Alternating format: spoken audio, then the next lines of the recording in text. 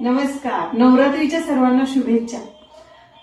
नवरात्रीच्या दिवसांमध्ये 9 दिवस नवीन रंग, नवीन कपडे परिधान करण्याची एक प्रथा आहे आणि त्यानुसार आपल्या महाराष्ट्रामध्ये आपल्या काही भगिनी आणि बंधू हे आवर्जून या रंगांना स्वीकार करतात, ते रंग धारण करतात आणि ही नवरात्र सेलिब्रेट करतात. बऱ्याचदा तुमच्या लक्षातच राहत नाही की कुठला दिवस आहे, कुठला रंग धारण करायचा आहे. एक छोटीशी टेक्निक तुम्हाला सांगते. नवरात्रीच्या दिवशी जे दिवस असतात त्यानुसार कुठले कुठले रंग कसे लक्षात ठेवायचे हे मी तुम्हाला सांगणार आहे. यावेळी नवरात्र सुरू होते गुरुवारी. गुरुवारी आपण दत्त महाराजांना पिवळा चाफा अर्पण करतो, त्यामुळे गुरुवारचा रंग आहे पिवळा.